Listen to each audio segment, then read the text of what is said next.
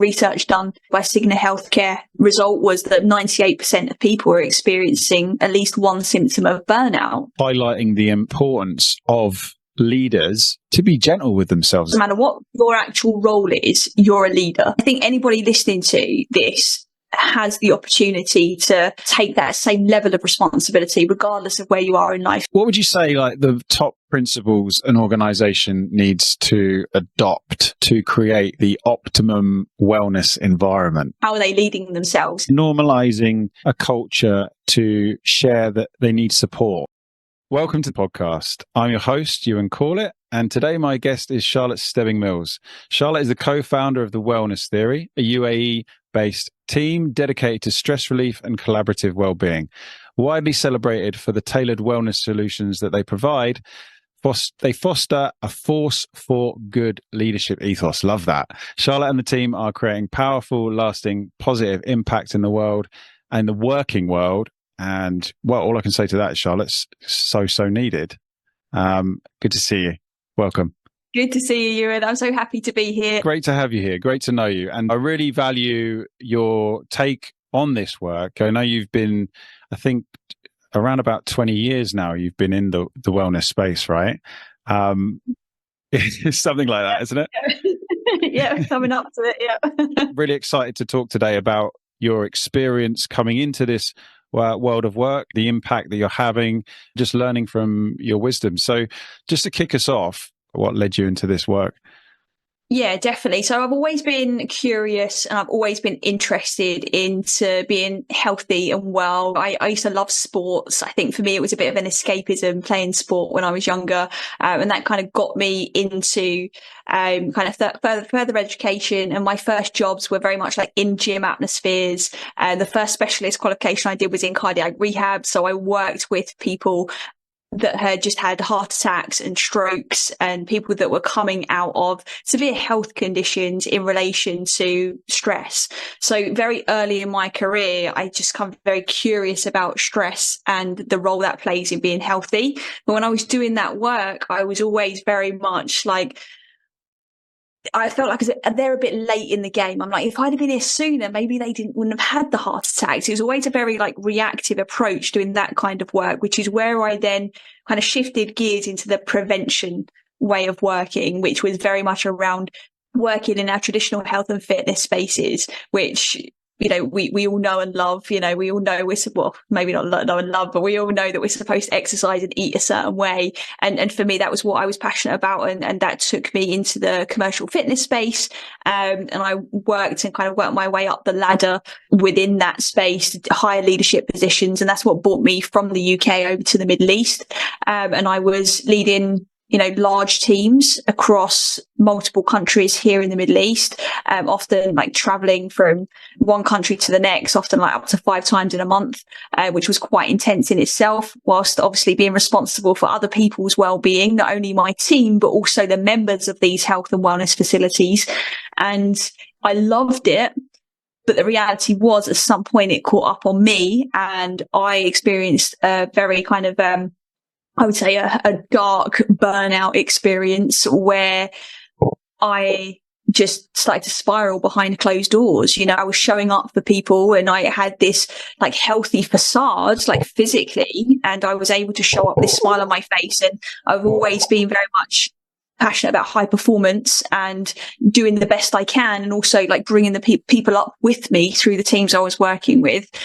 But that eventually took its toll, and that spiraling that I mentioned turned into definitely a rock bottom experience for me, where I was emotionally eating. I was overwhelmed with emotion that I'd never experienced before. I got to a point where I just wanted to end it all. I was just unraveling. I was completely unraveling, and I was like, what is going on? I was confused. I was fearful. I felt a lot of shame about what I was experiencing because it was behind closed doors and I didn't have the words to be able to speak to somebody about it. I didn't even know who I could speak to about it. And that just sent me really into this rabbit hole, thankfully, of my own recovery and understanding how did I get here? If I'm somebody that has actually got more information than the average person and more training and expertise around what it means to be healthy, and I'm still experiencing this, there's something missing. And what I quickly learned, it was around mental health and emotional well-being. And that was where I then went on a mission, essentially after my own recovery, to see how I could serve others that have been experiencing the same kind of things. And that was where I started to bring all these skill sets together. And that was really where the wellness theory was born. And that was where that was launched. And obviously now we are coaching, obviously, individuals and workplaces as well, and like organizations. So yeah, that's kind of the journey that's led me here. Yeah, thanks for sharing that. I think the thing that's jumping out at me the most is that burnout you reached, that place of darkness that you talked about, that became your mission, that became your realization, and the energy that you kind of blossomed out of that experience has become the driving force in your work. Yeah, it's funny because I always had this like force for good nature, and that sounds a bit, like a do-gooder, but I guess it was very much, I was always obsessed with this idea of this ripple effect. Like even when I used to work in gyms, I was like, okay, well, I'm training this person and they'll go and share this with their family and their friends. And there's this little ripple effect that's happening. And that then went on as I moved into different leadership positions. It was like, now, well, if I can influence a team and they influence the people that they're interacting with, that's a bigger ripple effect. And I always had that kind of in mind. And when I then experienced this absolute low, I was like, well, I'm no good to anybody if I can't look after myself. And that was definitely a narrative that was playing a part in urging to continue on the road of recovery, because it's not always easy. And from there, what I realized, and I thought was fascinating actually, is when we started to work with clients, the healthier they got and the more well they felt, the more good they felt they were doing, the more purposeful they felt. When that's really informed our vision for the company, which is when we're healthy and well, we can be a force for good. And so it's interesting, it's a great question because it's interesting in the way it's sort of all led back full circle to the same ripple effect idea, but we've had to go through, the woods to find how does that actually look like in life now in a way that's actually resourceful. Yes, and it makes perfect sense in a way that's resourceful and is sustainable, right? What I'm really getting a sense of in what you're sharing is that as leaders in the world, we need to prioritize our own well-being, because we cannot become a force for good in the wider world, within our mission, within our families, within society. And so if we don't prioritize our own self-leadership, then are we really leading from a grounded place, from a healthy place, from a sustainable place, right? And seeing so many people in burnout, right, and like in a similar situation to yourself, not knowing how to say that out loud, not knowing how to ask for help, I think it's such an important question to be asking ourselves: how are we leading ourselves? Yeah, 100%. If that idea and that seed had been planted for me earlier on, I genuinely believe that I wouldn't have gotten to the severity that I was at. I think I would still have had challenges, I'm human and everybody is. And I don't think, we can ever know everything and that stops us from experiencing tragedy and challenges in life, right? Even you could do all the work in the world and you're still human. You're still going to have the highs and the lows, but we don't have to go as low, I believe. And I think that's where the self-leadership part comes in. At what point do we really own our experience, but at what point do we even switch on to this idea that we can influence it as well? Because often, for me, I was just on autopilot. I was doing what I'd always done, and I thought I was doing everything right. I was eating well on the most part until the emotional eating tricked in. I was training. I had connection. I had people that I was connecting with, whether it was meaningful connection is another conversation, I guess. I had a decent job. I had a decent wage. I was living literally sun, sea and sand here in the UAE. And it was if looking from the outside in, it was all the boxes were checked. So I was just living that way, thinking, okay, well, I have made some choices that's led me here, but ultimately I'm doing things right. And right, according to society in my eyes then. But I realized that I was just living based on, conditioning and what I've seen other people do potentially. And I thought that was it. I thought that was what life was, until I got the wake up call and I was like, oh, whoa, I've been missing a big chunk of life and what this actually all really means and how intentional we can be with it and how we can actually create our experiences from a much deeper place. And I guess that's for me where that came in. And that deeper place, I'm getting a sense of is about being connected to one's own mental health. It sounds like you were successful. You were doing everything, as you say, that you thought was expected of you to be a success. You were creating impact in the world, but no one had maybe led you in prioritization of your own mental health and like where your limits are, right? Knowing where your limits are, knowing your energy, right? Because if we know our energy, then we won't burn out. And we've only got a limited supply, right? We can do many things to increase our energy, like you say. So I think for a lot of my listeners, there's successful men or successful in the path that they've gone down, but maybe lacking a sense of mission at times, lacking a sense of purpose, having done everything that was expected and really arriving at this place of questioning oneself. It certainly was the path for me to like question, well, how is it I've ended up here, right? Have I been making these decisions consciously, or have I been just following some like subconscious conditioning mapping out? So I think stopping to ask ourselves these questions is really helpful, right? I imagine a lot of your clients that you work with, the corporations that you work with, are asking themselves these questions. Yeah, definitely. And it's interesting, right? So the kind of the corporate stuff that come later in the journey, like we'd always do like the workshops for people, right? For organizations like sleep and stress management and stuff like that. But we was never that excited about it because it was like a one and done, right? You go in, you deliver your thing. You might go in and deliver more topics for the same organization. But most of the time, the people that are coming in are there because either they're forced to be there and they need to be there, or they're there actually physically, but mentally they're busy because they've got deadlines to do and things like that. So although it helped to plant seeds, it wasn't creating lasting change. And something that I know you know about us at Wellness Theory, Ewan, is we are passionate about creating lasting change. So I love the fact that you used the word sustainable earlier, because that is key. So we'd always done that. But what we found was that actually organizations, like there comes a point, I think, for most people in their work where the mission starts to get bigger. You start with this one thing that you want to achieve, and then it gets bigger. And for us, it was like, okay, how do we start to create systemic change? And that was where we then started to look at, okay, well, what does all of this look like within an organization?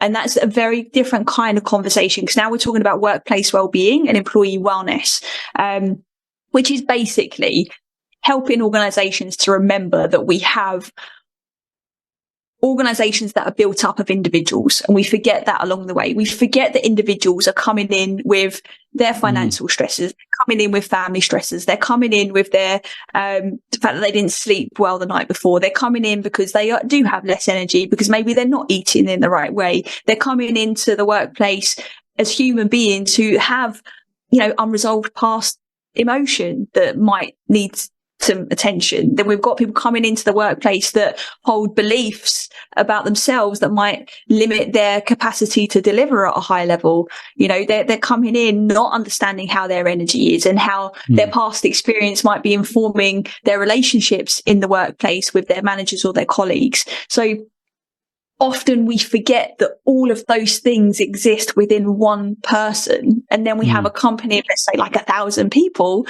And it's like, well, now you put all of them together. Now you've got one big melting pot. If we're not paying attention to what they really, and creating an environment, and that's the organization's responsibility, right? The workplace well-being is, how do they create an environment that is supportive to the well-being of their employees? And that goes far deeper than a yoga session or a session on mindset for a company perspective. Yeah, I really hear you. It goes far, far deeper. It's a culture, isn't it? And what came up for me there as you were talking is that an organization can become like a robot, like a machine, without that humanness to it, right? Without that leadership at the top that understands how human beings function. Like you say, most people, certainly of my generation, haven't had the space to look at themselves from a holistic perspective of doing therapeutic work, or certainly the generation above mine, so let's say my parents' generation, they never had the opportunity to do that. It just wasn't the social norm, was it? So what I really see is you are promoting this new culture, this new understanding for leaders to really prioritize their own well-being, all-round well-being, so they can prioritize the well-being of the organization. That reaches to every element of every area of an organization. It does. And, we ended up moving into this kind of systemic change part and the whole launching the workplace wellbeing side of our business as a result of working with leaders who were burned out and were struggling. So basically they'll come to us, they'll work with us through what we call our performance pyramid, which is often what we call the stress pyramid, depending on what we're experiencing. If we're experiencing high stress, there's a path on the pyramid. If we're experiencing high performance, there's a path on that pyramid. We can talk about that if you want to. But basically, after working through that, leaders would find that they've got such great results. They was like, can you come and do this for our team? And I'm like, well, yes, we can. But first we need to look at your organization to see if you have the capacity to do that. Like, are you actually really willing to look at your health and wellbeing policies to make sure that they're aligned with the kind of sessions or workshops that are about to come up? Are you, ready and willing to answer tough questions about why you perhaps have some semblance of discrimination within your organization that need to be addressed? Because 9 times out of 10, employees at work are often stressed, obviously, because of their workload, because of the way they're treated by leadership. Mm-hmm. So it's like, I can come and deliver something for your organization, but it's not going to be the exact same thing that you've experienced as an individual. And that's then when they choose to open Pandora's box. Yes, or I was going to say, yeah. Yeah, so I'd imagine a certain amount of humility from the leadership of an organization is required there. The willingness to look at the way that they're doing stuff and be prepared to digest some uncomfortable truths, potentially, right? If they're putting themselves into your guidance, right, and into your leadership, they're coming to you and saying, hey, Charlotte, Wellness Theory, we need your help. We're willing to trust your expertise. And that means potentially hearing some uncomfortable truths, right? It does, right? And any change does, any change work, whether you're an individual, yes, whether you're a leader of an organization, we all have to look in the mirror at some point and be like, okay, what role am I playing in this? Or what role are the standards that have been set playing in this? And that's all that happens at an organizational level. It's the same thing. And we don't go in and do a big overhaul, obviously. And we use data. It's not just, this is what Charlotte thinks we should do, or this is what the team thinks we should do. It's very much, okay, well, let's understand, where are you as a business? Let's actually measure employee wellness and understand the challenging areas of life for your employees. And then let's look at what they think they need. Let's look at what you think the business needs, because it's not now about us looking at that and losing focus of the business objectives. No, you've got a business to run. You've got a bottom line you need to take care of. So it's about understanding how can we marry the two and integrate both of those goals and good intentions in a way that works for that organization. And it might be that, we work on one core thing for a whole quarter or maybe even a whole year, and we get that right. And then we look at the next thing, and then we look at the next thing. But through the data and for actually understanding where is the business at now in terms of well-being, we can actually then start to prioritize. And at the moment, that doesn't typically happen in the workplace well-being space anyway. That sounds like a good idea. Let's pay some money, bring somebody in to do that and see if it works. And it's not, the decision making is evolving post pandemic. Obviously, we have a different mindset around well-being in general as individuals and as companies, but we're doing better. And this is a very new space, really, although companies have obviously been paying attention to leadership training and things like that. And it's not a new conversation. It's just a more evolved conversation that's happening now. So we're at a choice point are we going to actually start to look at some of the systemic issues that are affecting employee wellness? Or are we going to continue the way we did during the pandemic, which was to offer resources to teams, which is fantastic. And I think every organization should offer something, some mental health support and things like that. But we're not in crisis anymore. So we need to start looking at the root cause. If you imagine during the pandemic, we know that everyone was struggling, or a lot of people were struggling because there was less connection, there was less movement, there was less people to speak to and to, share the burden with. So organizations were putting on webinars left, right and center. Great. But now we're back into the workplace. Now we're back to some semblance of regular life. We now need to look deeper beyond that. It's a bit like we was doing A&E type responses during the pandemic, and now we need to go and look at everything else that's going on. Yes, I love that. Yes, we were dealing with A&E type responses. We were, wow, we better put a Band-Aid on this. This is bleeding. Yes. And then when it passed, it's like, oh, look, took the Band-Aid off. Actually, there's scab's gone over. There's a bit of a scar. Let's go back to normal kind of thing, right? And from my perspective, from COVID, from the pandemic, the lockdown, the greatest thing I saw is that we can't go back to how things were. Things have to change. And yeah, I just love the work that you're doing. I love how there's so much hope in what you're doing, because I truly believe if we can make the workplace a beautiful environment for individuals, right? For people to love going into their work, to feel so respected, looked after, cared for, like they're receiving the support they need. They will become more productive. Organizations will be happier because they'll be making more money because their staff are more productive. But of course, we know mental health is far more complicated than that. It's not, It is, exactly. Yeah. And it's a shared responsibility, because yes, it would be great if all workplaces do that, but you could still create an amazing environment and you still get unhappy people, right? So it's everybody needs to lead their part in this, right? In when it comes to well-being. And I think everybody has a responsibility to look after their own well-being, because also you've got leaders like that are really driving this, but you've also got other champions within the business that might not be the senior leaders, but they're actually having a very positive effect on the people around them because they are looking after themselves, and that will disperse. So I think no matter where you are within an organization, like you can affect change, but also like you need to make sure that, you're not the bad egg. Yes, of course. So any individual within an organization's own self-leadership can be a force for good, right? Within that organization, a light, if you will, to motivate and empower others. Yeah, I absolutely love that. And you're talking about responsibility.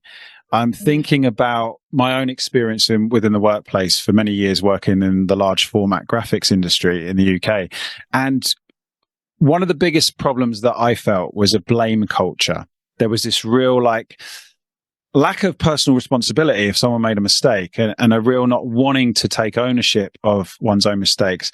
I'd love to hear your experience on that and your take on that. Any thoughts you got on that? Yeah, this is my favorite topic. God, let's dive into this then. So I think it's easy to blame, right? And when we are at work, often work is busy, everybody's under pressure, and it's the obvious thing to do for a lot of people is to blame if something doesn't happen or something isn't working in our favor.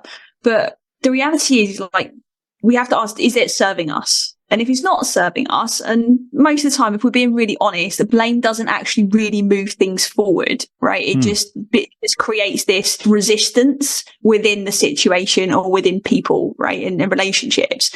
So I think personal responsibility comes from different places, and I think we blame for different reasons. I think sometimes we might blame because we didn't get enough sleep last night. Maybe we are hangry. Maybe we are just operating from our primal kind of brain and response. Or maybe actually there's something far deeper going on, and maybe you're blaming somebody because they remind you of your mum and dad, and there's some unresolved history there, and that is very common. Our, little younger versions of us like to show their face in times of high stress, right? And if we are not owning that when we are stressed and even understanding that that's a possibility, then, we're always going to continue to blame until we wake up to the idea that actually something within me is creating this behavior. Nobody else is creating behavior for me. Yes, I think that's that gold that you're landing on there, isn't it? Is the humility to be able to go, no one is, I'm responsible for the way I behave. I'm no saint. I still lose my temper and blame when it's clearly I've retreated to that childlike place, right? Because we're emotional beings, and certain things are very challenging. And as you say, when we're under pressure, when we're tired, when we're stressed, there is a natural tendency to resort to those more childlike parts of ourselves.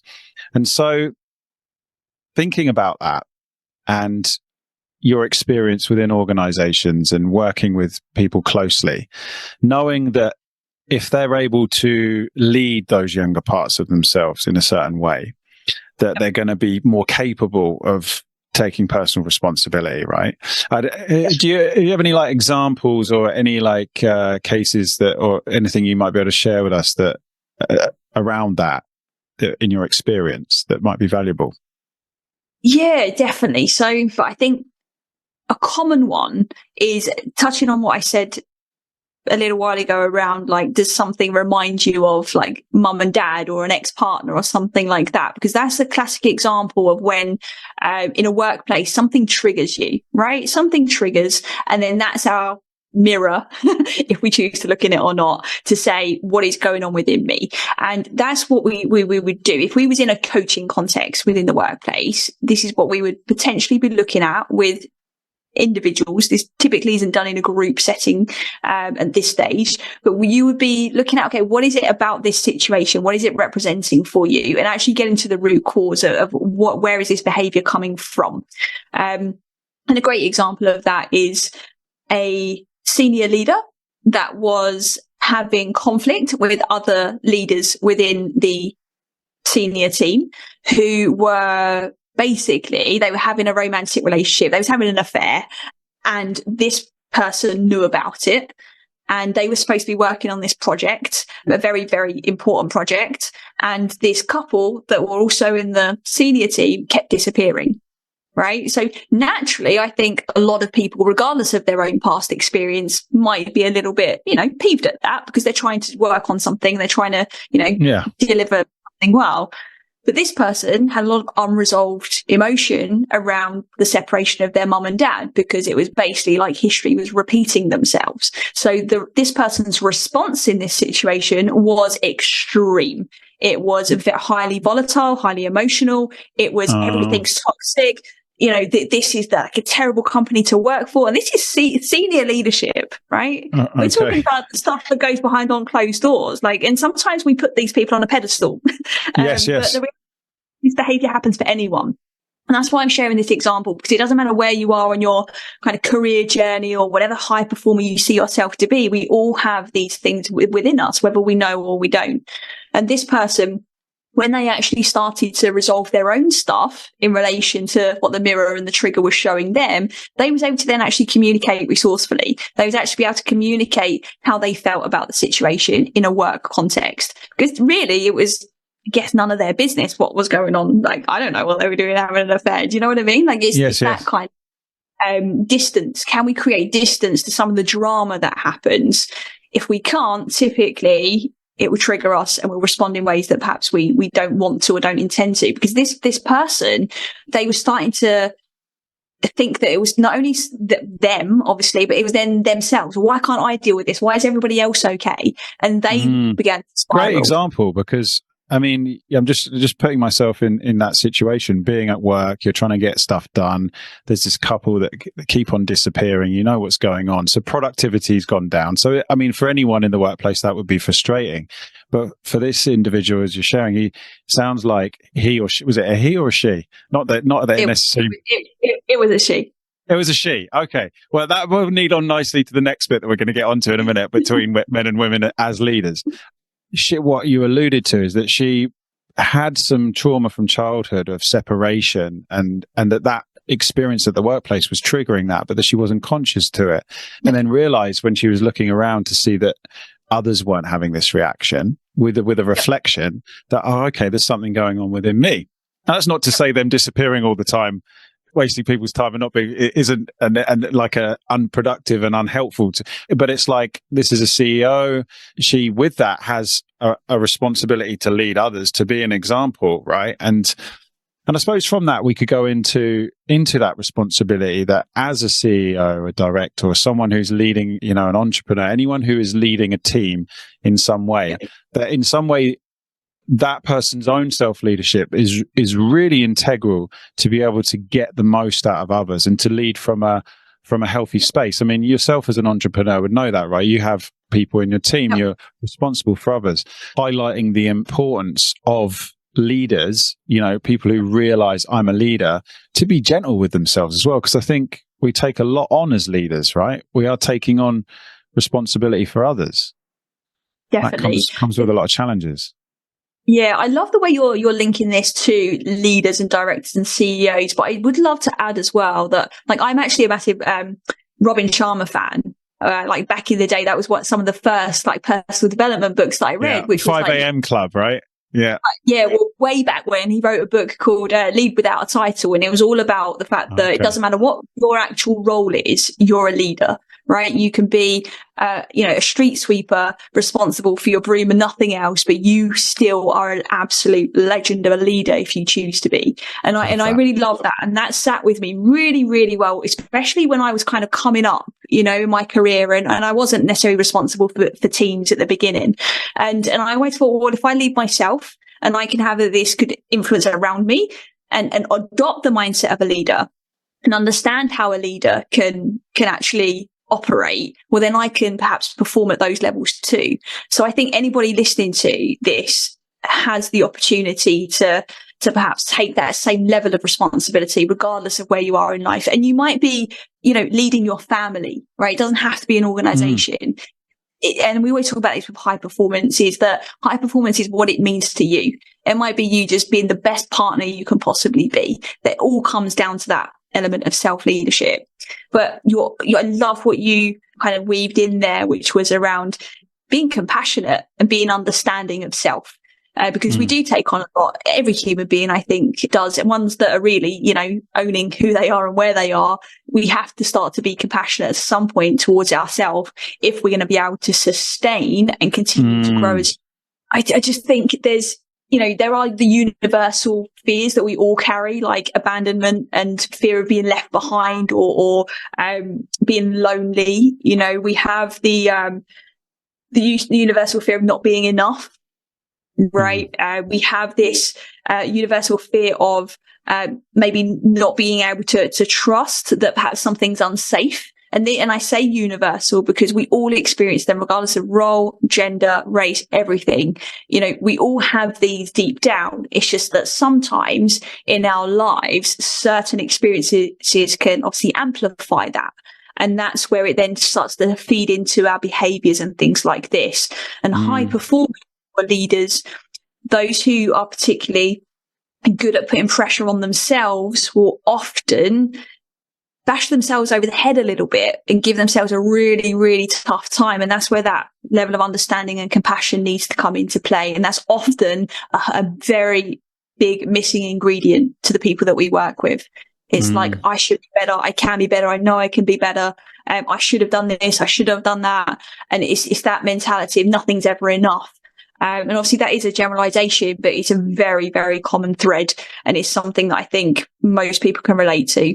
I hear that from a lot of people who are in the public eye, who have achieved amazing things, and they've shared.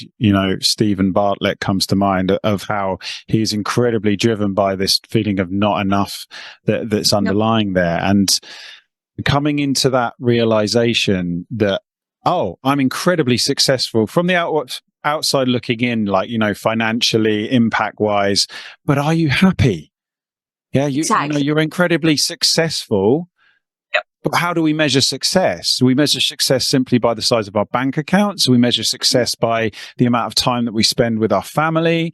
The feeling inside, like how compassionate we are towards ourselves. I'm a true believer that the extent to which we are compassionate towards ourselves will be the extent to which we're compassionate to all, right?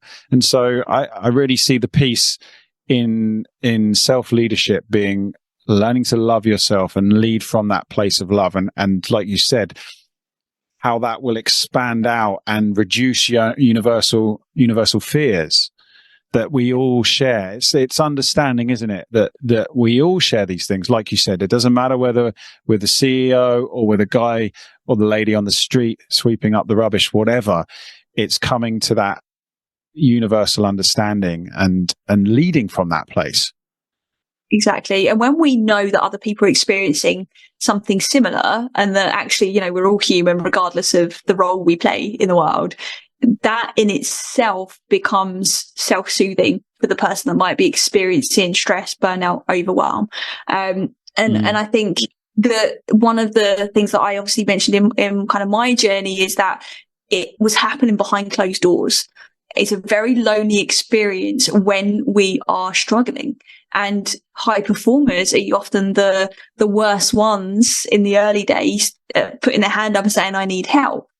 There was a research done 2023 by Cigna Healthcare here they did it globally, but here in the UAE, the result was that 98% of people are experiencing at least one symptom of burnout. And actually that then led to what I saw anyway, that led to a lot of other leaders suddenly being, wow, 4 out of 5 people experiencing this. If I'm a CEO and I've got, say, 12 people in my C-suite, 4 out of 5 of them are struggling.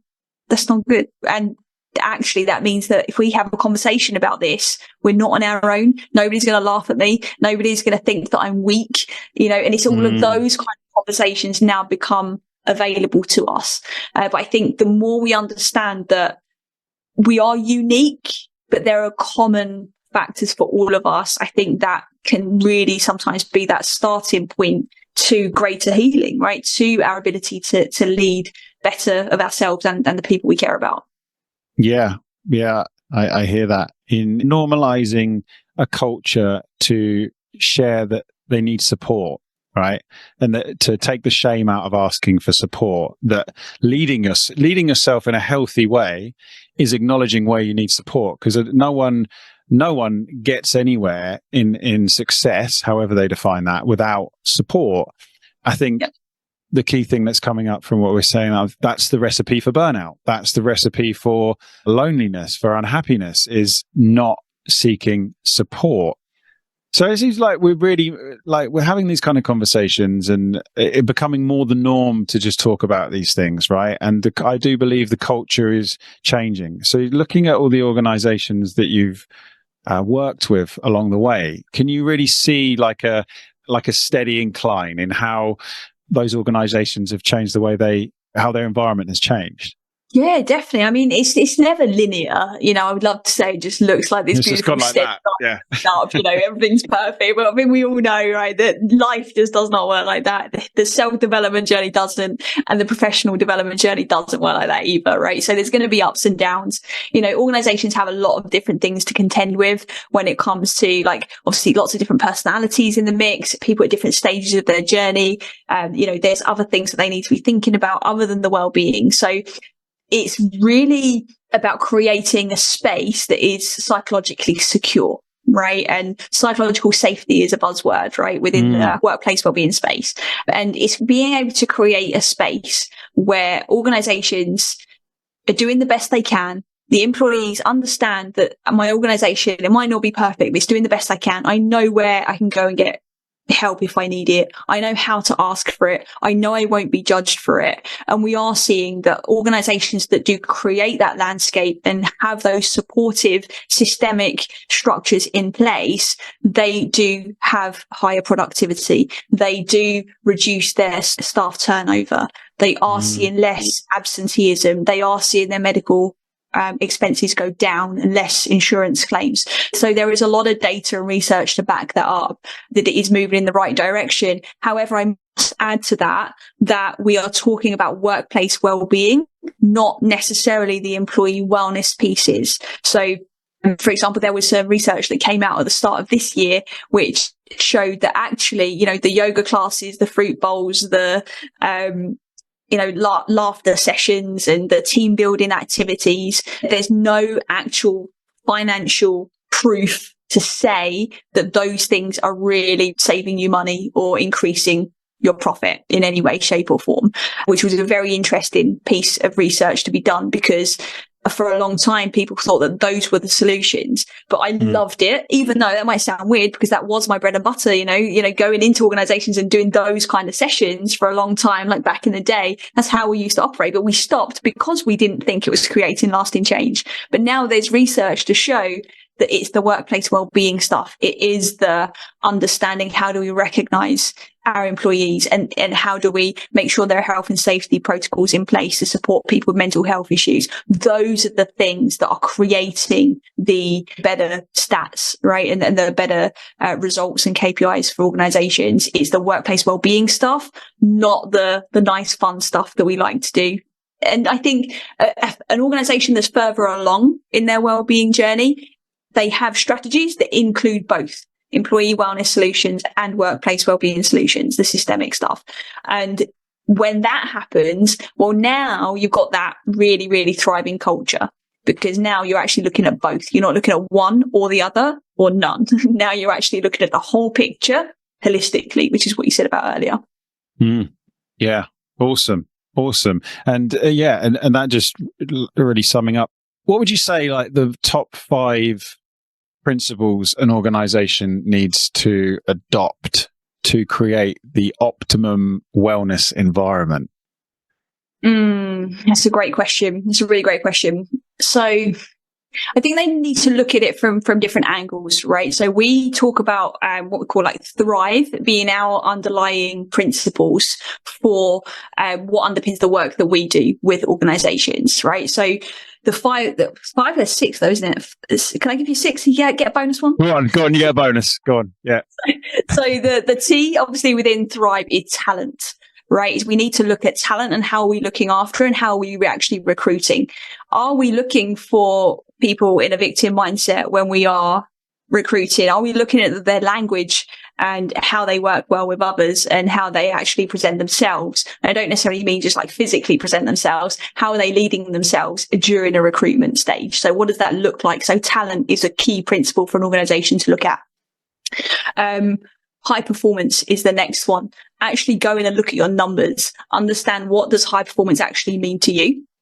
Because often we expect a certain level of performance within an organization, but we don't measure the certain specifics that are connected to wellness and well-being. So what is contributing? What are contributing factors to high performance? Because it's not just, did this person get this project done on time? Or did we land this client or that client? No, it's actually like, what's the, how many times has your staff been off sick? You know, how many days off are you losing? How much extra workload do people have? All of these things can also be measured. So what are the kind of metrics within high performance is important. Cool. R is the results, right? It is actually looking at those numbers, what actually drives high performance, but actually then looking at the results. What have you tried? What have you changed? What are you trying now? What are you experimenting with to see what works with your organization? What are the results saying?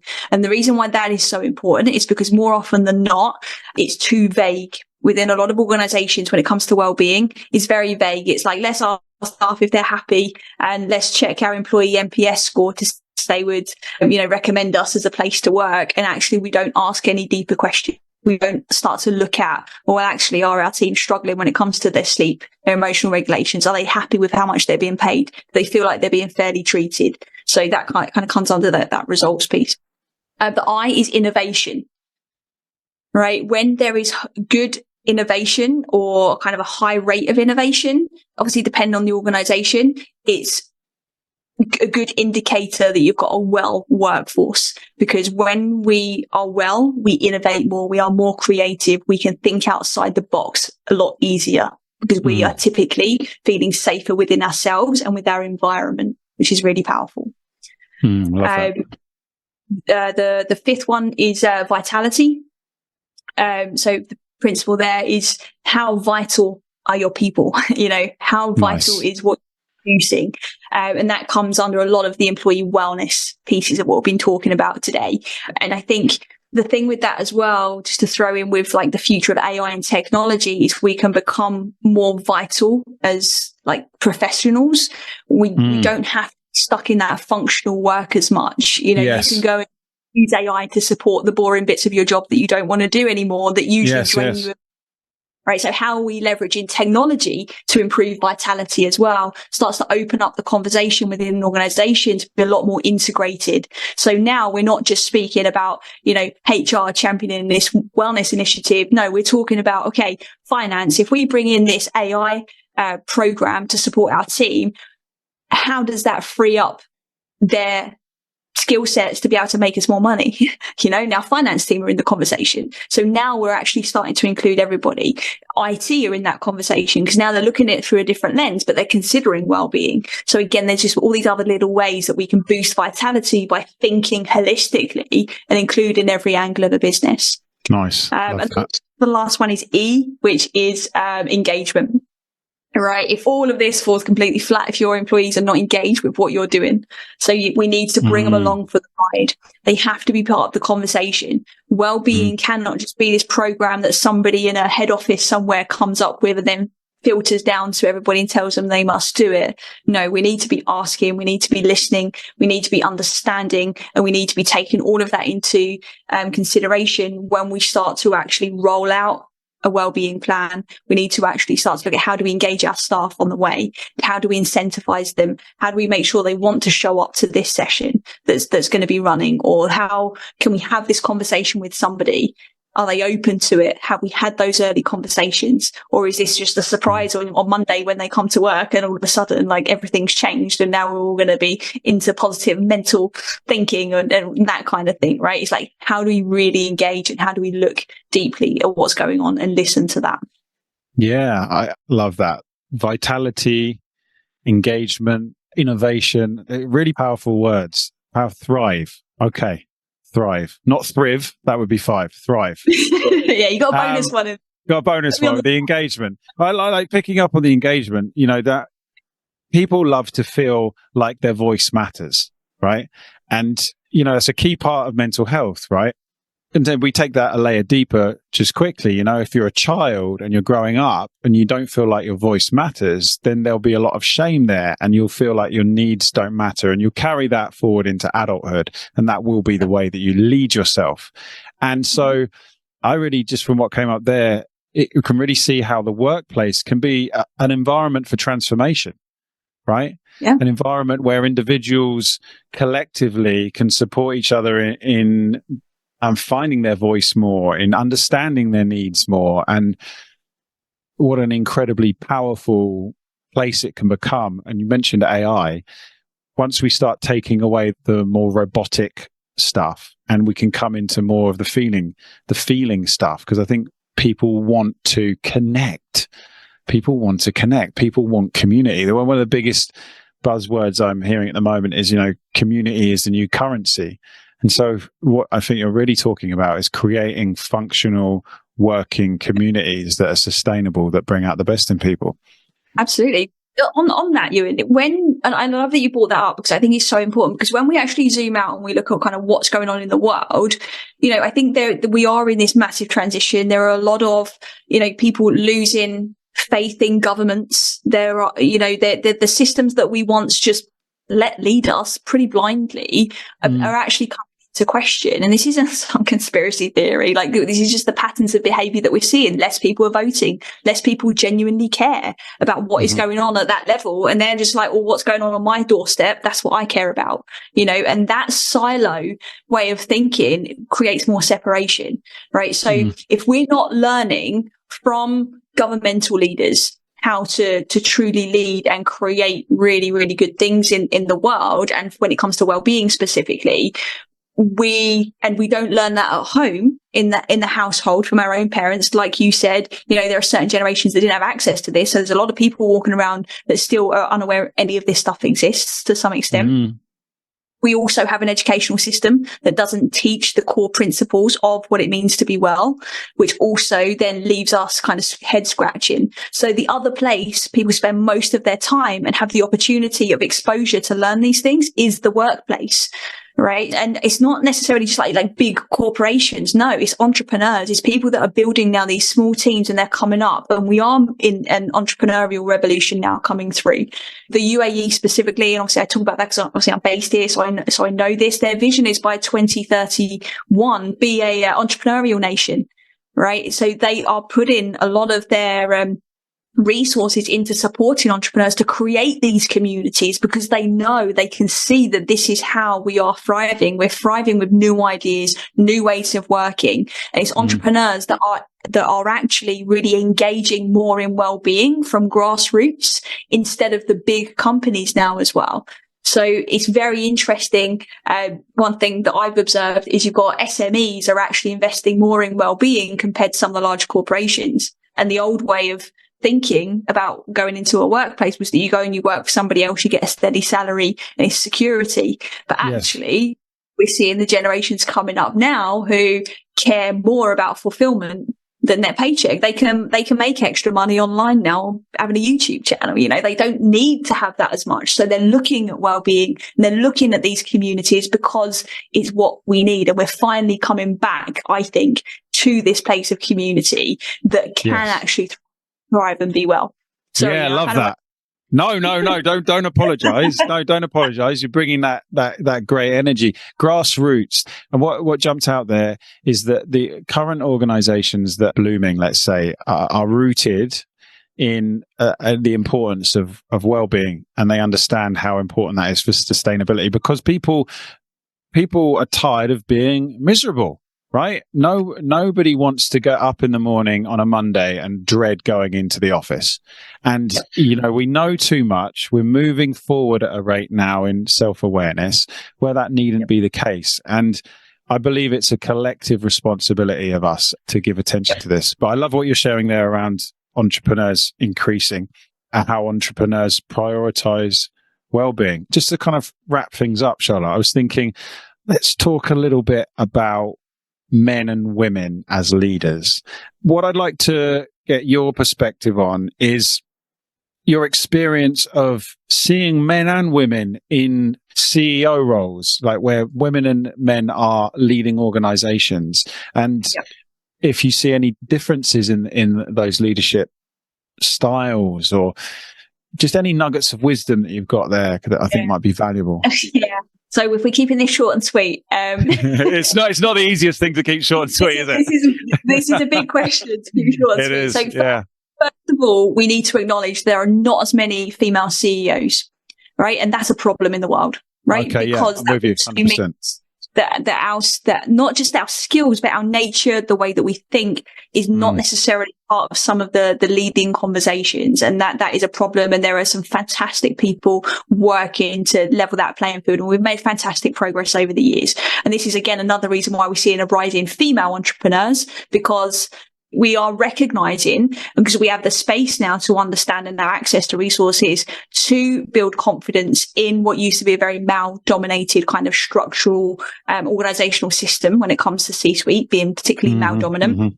Women now have the opportunity to go and just create it. They don't have to wait to be promoted now, right? So this is why we're seeing the rise in female entrepreneurs as well. It's like if there's not a seat at the table over here because there's still gender discrimination, they're just creating their own table and their own seats around it, right? So we're going to see numbers start to change over the years.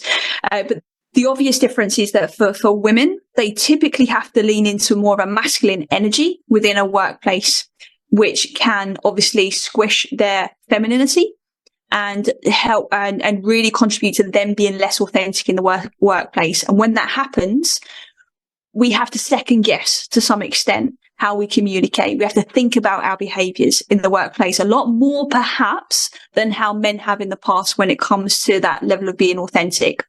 But on the flip side of that, we are now in a space where men are actually, I think, a bit scared to say or not say certain things to women because of this imbalance that's been happening. So I think communication is the big issue with the differences between the two.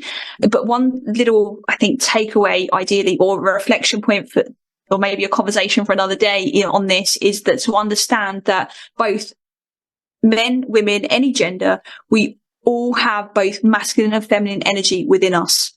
And this is something that drives me nuts because I think there are a lot of misperceptions around what masculinity is. So men are actually, I think, almost like questioning what does masculinity mean to them versus like, what does society think that is? That's obviously a conversation I know you've been having for a long time now, Ewan, in the work that you do. But I think something that's often overlooked is the fact that men also have feminine energy and vice versa for women. Women also have that masculine energy. And until we start to own that and own both of those within ourselves, it's going to be very hard for us to start to see those things on the surface level, those behaviors in a workplace or in the family home start to shift in a resourceful way. Yeah. Wow. We need another episode, Charlotte. I could pick up on so many things from what you just shared there. Let's spend just a few minutes on the masculine, feminine energies, because like you said, men and women both have masculine and feminine energies. And I think just from my limited perspective, the workplace needing more of those feminine energies. And I love that women are feeling empowered to say, well, if you're not going to put me where I need to be in this organization, I'm gone. Because I see women as in leadership roles, leading from just such a beautifully grounded place. Maybe they find it easier to be a little bit more nurturing, because I see that as more of an easier energy for a woman to connect with, nurturing the mother energy within an organization. And that so many of the wounds for men are in lack of presence of father energy. And so there's a toxicity to that, and a feeling like we must dominate and control and all of this. I've had male and female bosses in the past, and I was a different guy back then, but I definitely appreciated the way that women were leading me. I would echo that. I think we will all behave in relation to our dominant energy, right? So if you've got a male that is perhaps more connected to their feminine energy, they would also be nurturing. I think that is important to say, or more so, let's say. Yes. More approachable, or they might think a little bit more openly about certain things. Whereas when we're in that more masculine energy, both male or female, we tend to think a lot more logically to some extent as well. It's like we see we've got to go from A to B, right? And like that's the goal, that's the mission, that's what we're going to do. Doesn't matter what's going on around it. I think a bit of the issue comes when we take the reality of those situations personally. So just because my male boss wants to go from A to B and he doesn't stop to check in and say, how am I? It's not because he doesn't care about me. It's not because he is not bothered and he doesn't care. It's just because he's trying to go from A to B. Right? And it's that same thing. Like if I take that personally now I'm going to be projecting all sorts of things onto him behaving a certain way just because of that being at play. But if I understood that's just the way he thinks and he's in his masculine energy right now, great. Right. Then I'm like, okay, cool. There, I need to bring him maybe into his feminine energy. How do I do that? And that's where different ways of communicating come into play. Yeah, I really feel that. It's like the shared responsibility of, like, for example, in that example you gave for the woman saying in part there to say, I'd really appreciate it if when you ask me to do things, you could just acknowledge my workload or acknowledge that I've got a lot on my plate already. Sometimes it feels like you're just very short with me. And for him to then reply in some way like, oh, I didn't realize. Thank you for bringing that to me. Like, I just thought we just need to get the job done. But I see how I could potentially be a little bit more considerate to your needs, for example, right? And it's like you say, it's purely communication, right? Learning how to say how we're experiencing others. But of course, we know that a lot of self-work is required to get to that place. So your ego defense is being understood and everything that we talked about today, right? Everything we talked about today. But exactly. Thank you so much. Thank you so much. I will definitely come on again and open up Pandora's box on this topic. I think it's huge. Something I'd love to talk to you more about and hear more of your experience and thoughts on.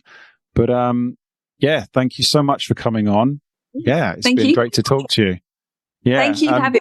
So thank you for the work that you're doing. I think it's so, so important. And I love, we've known each other a long time now, Ewan, and I just see the work that you're doing and your ripple effect as well that you're creating. And I just love it. I really do. Thank you. Receiving that, echoing it back at you. Here's to growing ripple effects in the workplace, in self-leadership, and, the world becoming a more balanced and happier place for everyone to live in. Okay? Nice. Yeah. Love that. Nice. All right, Charlotte. See you again soon.